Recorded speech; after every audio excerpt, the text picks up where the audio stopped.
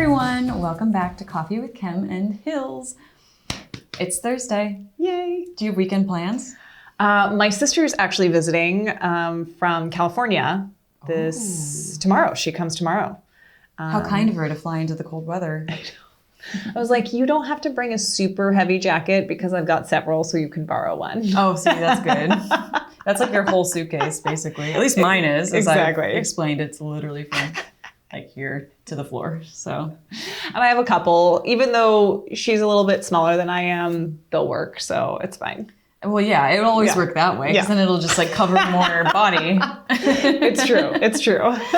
But yeah, okay. So she's leaving the sunny weather for a little bit of our truth. Mm-hmm. Yeah, so we're just going to hang out.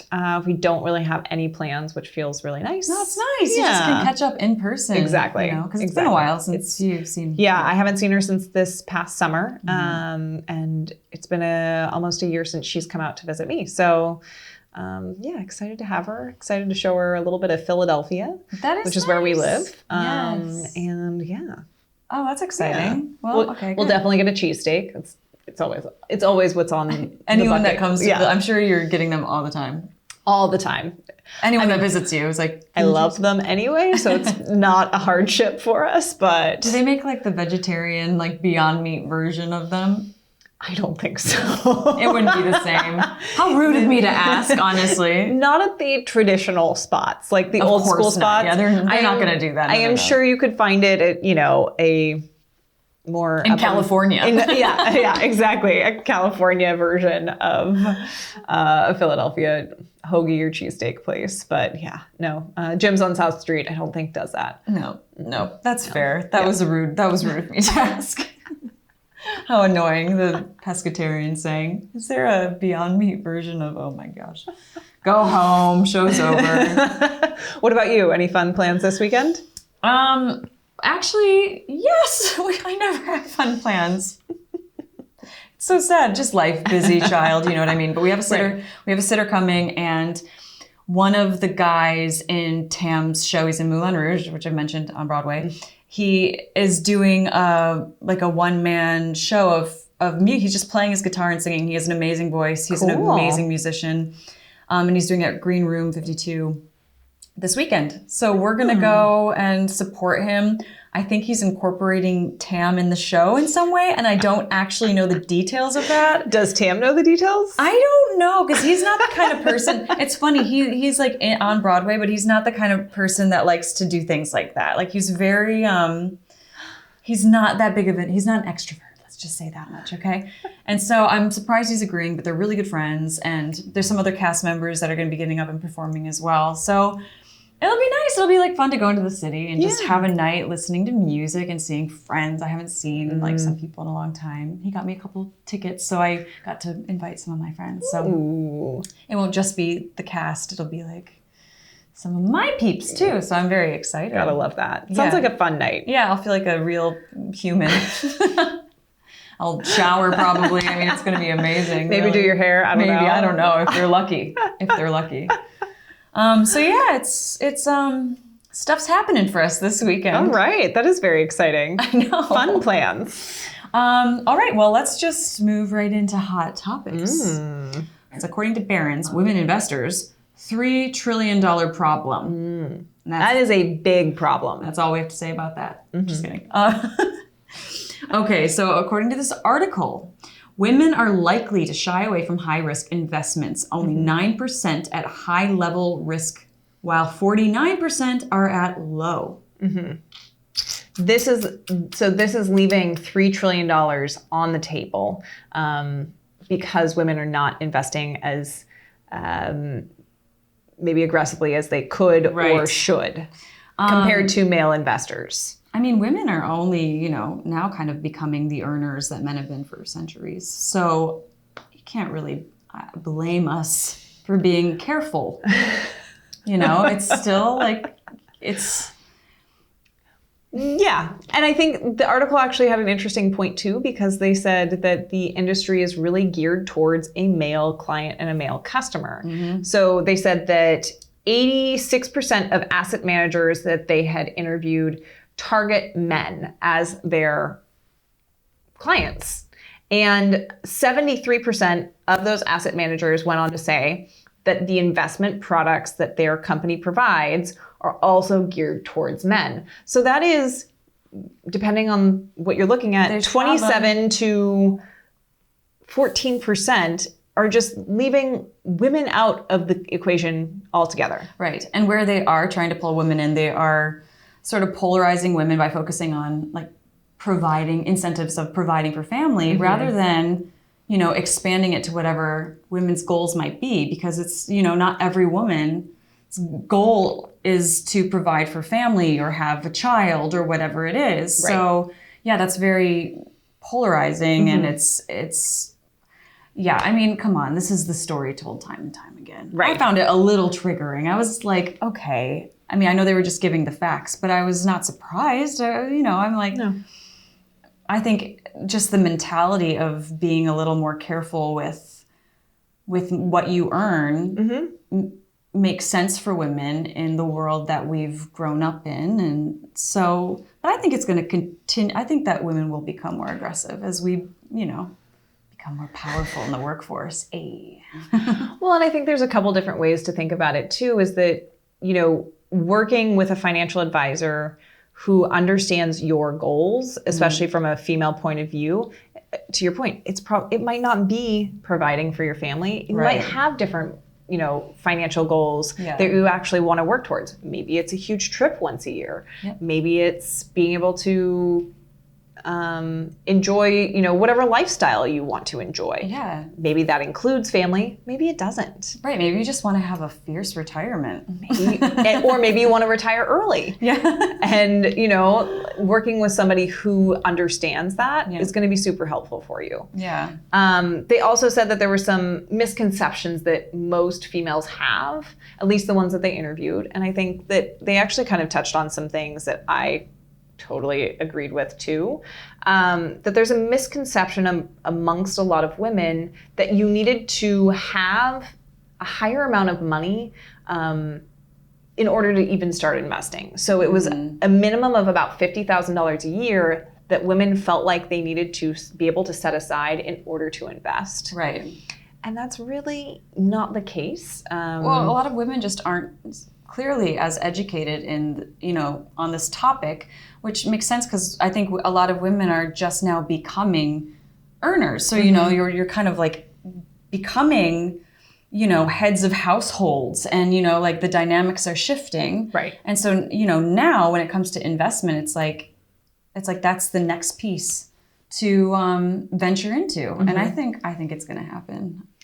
Yeah, and I think one of the other things that they also said that's a misconception that women have is that investing is high risk. And there's always risk when it comes to investing, but these days it's actually riskier to just put it all in savings because you're actually losing out on money because of inflation. Right. So having it in very safe stocks, whether it's, you know, an ETF that's a bunch of different stocks or the level of mutual risk fund, varies. The level of risk varies. And so, but to be able to play in the stock market and investing is going to be a better bet for you and your money in the long term. Right. And if you're worried about it, work with somebody. Yeah. It always comes back to that, doesn't it? Don't do the Google search. Don't DIY this.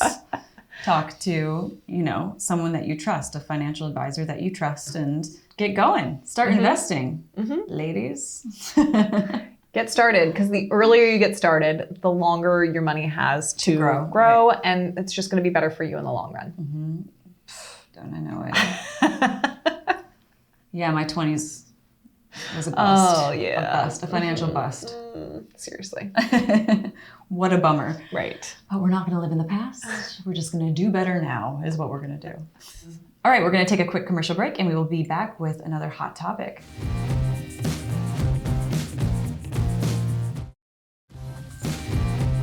All right, welcome back. According to USA Today, after the wedding, should you marry your money in a joint account? Here are 3 approaches. All right, let's see if we're going to air our dirty laundry. One approach is, right.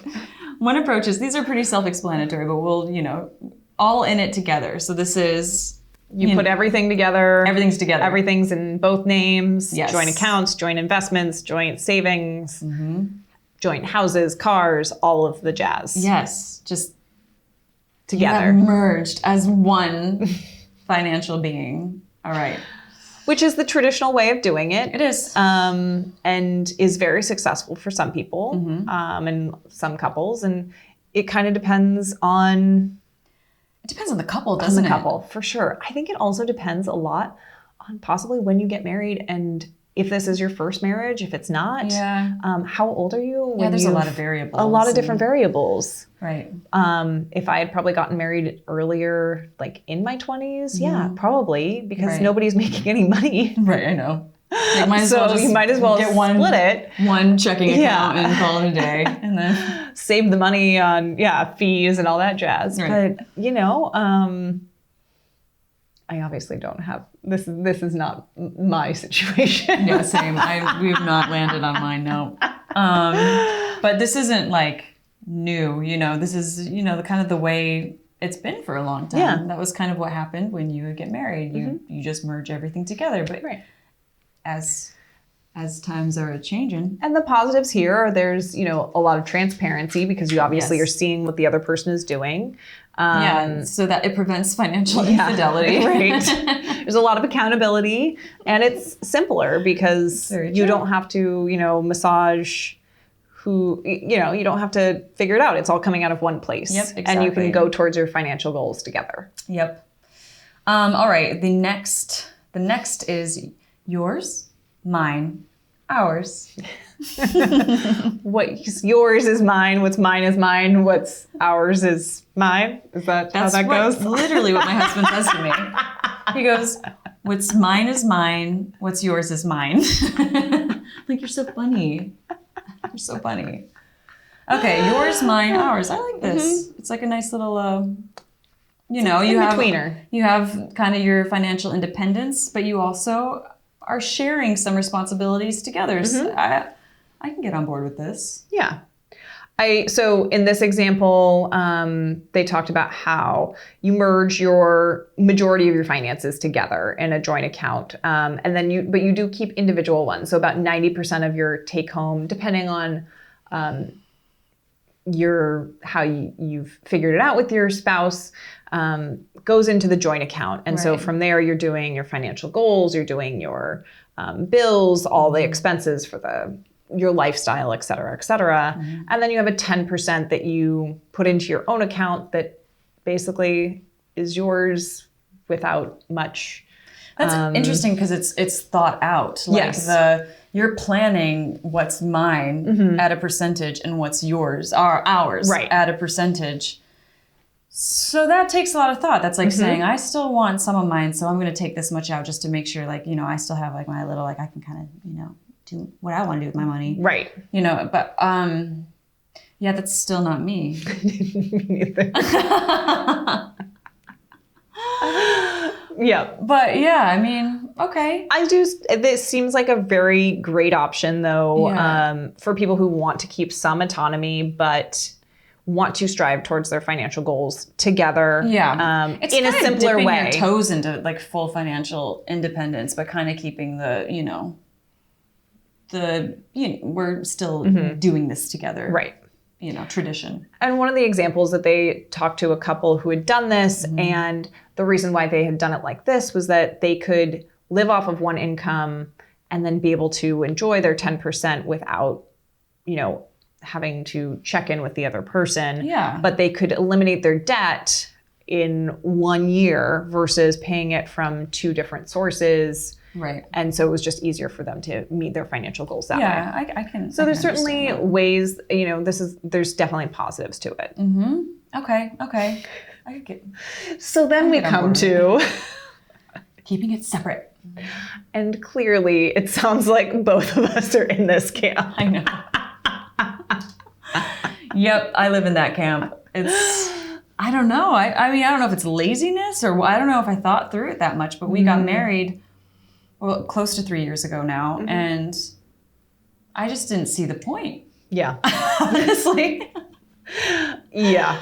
You know, I just was like, well, I'm fine, you good? And, you know, we help each other out when we need to, and, you know, it is what it is. I have an idea of what's going on in his life. He has an idea of what's going on in my life. I mean, you know, in some ways, though, I mean, some, like, our house, we contributed independently. So, like, I technically own half and he owns half, right? But so now it's ours. So in some ways, yes, it's yours, mine, ours.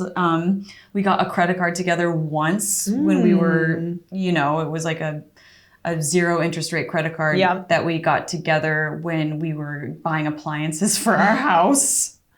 And then we both had access to like pay off that credit card, right? So that is another example. But yeah, pretty much mine is mine and his is his. I don't know. What about you? Yeah, I think it, and again, for me, I got married in my 30s. So I already had I had stuff set up. Like I didn't want to have to change it. It was hard enough, and I'm not gonna lie, I did change my last name, but just that process alone literally took an entire summer of going to the different governmental agencies, let alone also talking to my banks about closing these accounts and opening these ones and blah, blah, blah, blah, blah. I haven't done it because I was just way too much effort, honestly. I thought I would. Yeah. And then I was like, I have to do what? Yeah. I was like, I mean, if I ever feel like I can get to that, I will at some point. It sounds like a lot. The company I was working for at the time, we had summer Fridays. So you got off at 1 p.m. every Friday from Memorial Day to Labor Day. And literally, I think it's maybe 10 to 12 Fridays. I can't quite remember. That's in that span, depending on the year. And I think I spent 8 of those at different government agencies doing the name change. Like my worst nightmare. Yeah, no, it was not great. And so, and even that was with appointments and all. So anyway, we do separate. Yes. However, we do a check-in every single month where we look at it combined. So we have a aggregate that shows us how we're doing independently but together. Well, and your husband is a financial advisor. Yes. So does he sort of say, like, does he set this stuff up? Does he say, like, you know, we should do these check-ins or? Yes, he was definitely the one who was the proponent of doing the check-ins. Yeah. I was like, I don't need that. Right. But it turns out it's been very healthy for us. I'm sure it has been. And it's been a great way for us to talk about and reach our financial goals together, just because we have this transparency about what's going on in the other person's account. But I'm not going to worry about him spending $200 on getting some new clothes or getting running shoes or, you know, whatever the case may be. Not that I would worry about that anyway. But I'm not, you know, or him worry about me spending money on makeup or... Well, that's the thing. It's like, you know, I think especially when you get into your 30s, you've been, you know, financially taking care of yourself for so long. You don't really want someone to have eyes on the decisions that you make. No. You know, and I certainly do not need him to be telling me I can't, you know, like, why would you get this? You know, why would you? And like, I don't need to hear that, you know. Yes. I do not need to have that conversation about how much money I spend on coffee a week because I like a good latte and he doesn't drink coffee at all. And typically, like, we know, like, I know I'm making this decision knowingly. Like, I know this isn't the smartest thing, but this is just something I need. Okay. And I don't want to explain it to you. Yeah. So keeping it separate. Yeah. It's the way we roll. That is the way we roll. Oh my gosh. But I think there's validity no matter which way you go. Totally. And I understand all of them. Yeah. You know, I think it all makes sense and it just depends on like the relationship that you're in and what makes you feel most comfortable, what makes sense for your situation. So, but yeah, I would love to hear other people's takes on it. Please leave comments. Yes. I would love to hear, different perspectives and situations and setups. And maybe there's someone with a fourth one that's not on the list. Right. That we could learn about. Who knows? Who knows? Anyway, I think that's it for Hot Topics this Thursday. But we don't go away because we're going to go on a commercial break and then we're going to come right back and we're going to talk about the shows airing today.